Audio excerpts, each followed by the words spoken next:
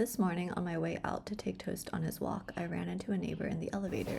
Toast was being a very... Good boy. And while I petted him, I said, In the morning when I give him his vitamins, he becomes so much more settled. Good boy. To which my neighbor replied, "Oh, really?" And then we got to our floor and I was immediately haunted by my own vagueness. If I had just been specific, I could have told him that the vitamins are freeze-dried chicken hearts and that I give out 3 in total every day. 1 to Casper and 2 to Toast based on their respective sizes. But instead of saying all of that, I chose to be general and thus freaked myself out when I realized that maybe I accidentally insinuated that my dog was not chill in the morning when he actually is the most chill, and ended up spiraling about it for the first few minutes of our walk. I seem to be forever haunted by the tug and pull of wanting to be understood, yet resigning myself to the impossibility of ever being able to truly understand. Like, I'll never know how it really feels to be pet from Toast's point of view. Overall, alongside recent events in my life, I've become less and less talkative, but my goal in the elevator was to avoid rambling on and on first thing in the morning in a cramped space. Which got me thinking about how, with everyone connected all the time, our physical contact seems to wield more limits to our conversations than any device ever has, and how vulnerability has become inconvenient and more of a commodity with each arriving day. I'm just so tired of everything trying to encompass everything else. These days, you can't even wait in line without also being online. Every video voiceover has the same unnatural up and down tone intended to keep the attention of strangers that you wouldn't actually use in any IRL conversation. Every reaction is exaggerated or one of several pre-rehearsed expressions that are designed for maximum camera appeal. While, of course, we are all limited by the palette of human musculature and biology, why does everything feel like an attempt to grab someone else?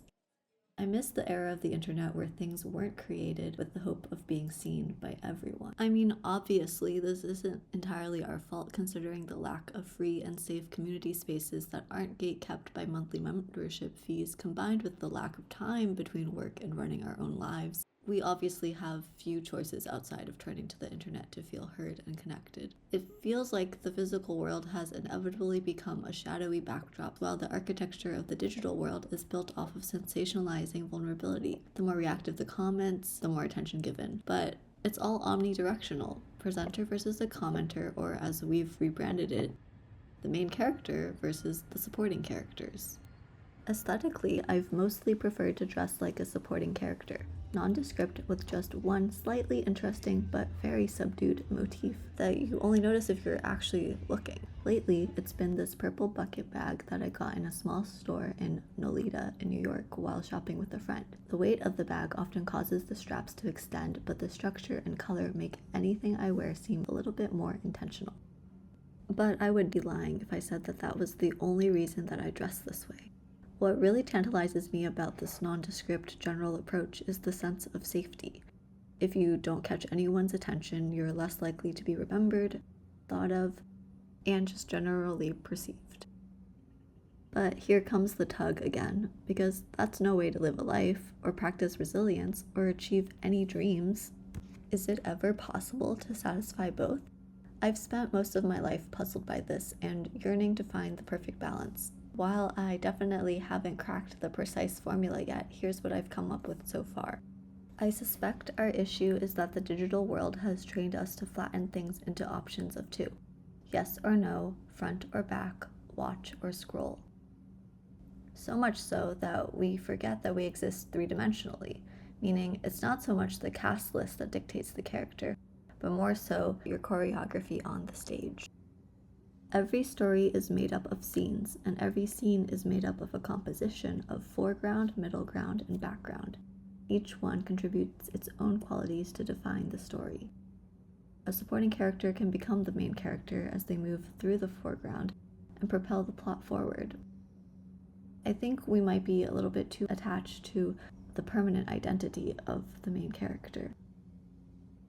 It definitely has its value in that you have to live with yourself and your choices, and in that regard, it's good to prioritize yourself, but that doesn't mean that every decision needs to involve centering yourself in the eyes of others. I'm really hesitating to call it a dance because I'm very uncoordinated, and as much as this concept makes sense to me as I write it, it makes me very nervous because if that's really what it is, then that means that each of our decisions is what creates the rhythm. I suppose hilariously, that's exactly why we have to take turns, to balance out the rhythm and make sure that everyone can catch their breath whether in the spotlight or at rest. The story is about all of us. You might say that a loophole to this idea is the existence of celebrities, trendsetters, and it girls. And you're right, why are there always certain people that we can spot no matter where they are in the composition? But I think that's where the eye of the beholder comes in, as in, we are each the performer, the audience member, and critic all at the same time. We attend the show excited to see our favorite, and we can spot them from miles away. They're always there, but they're rarely there for our entire lives, and we'll never lose sight of them unless we choose to.